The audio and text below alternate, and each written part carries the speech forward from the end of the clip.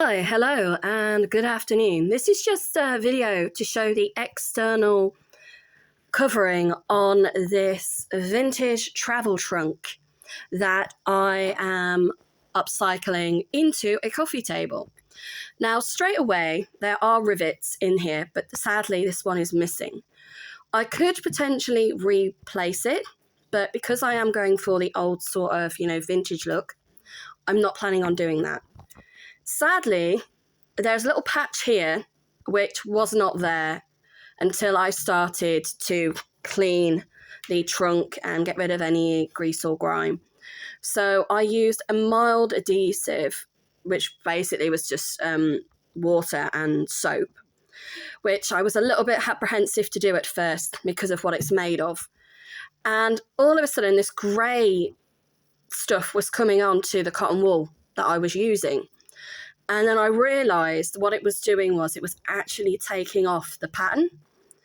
So I do not want to lose any more of this pattern that is on the external part of the trunk.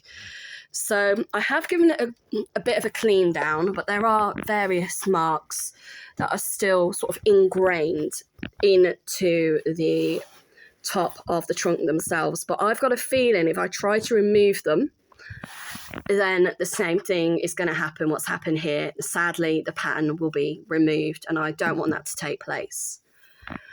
So what I started to do over this side of the trunk was a little bit of a patch test where I would seal the trunk with a bit of a waterproof coating.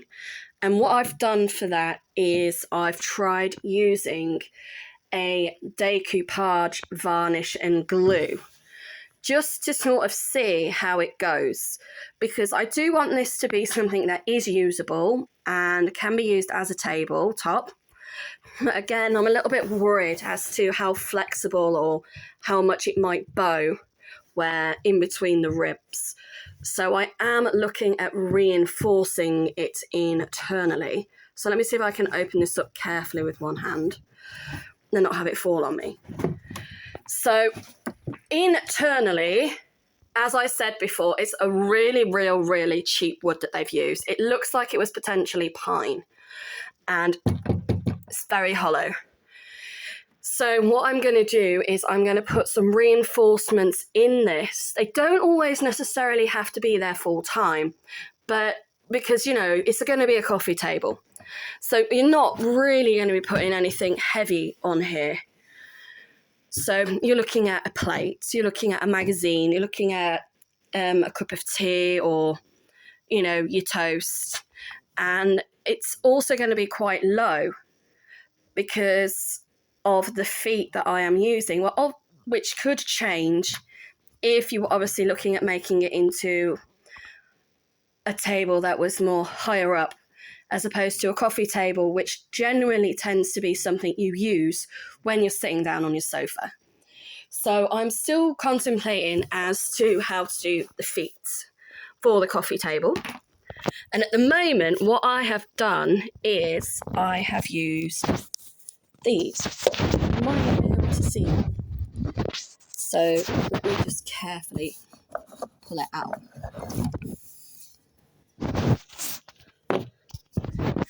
Now, originally, this was going to have chrome feet on it. I was absolutely adamant that I was going to use the chrome feet off my old leather sofa for this. The only problem is, obviously, it's brass and possibly copper.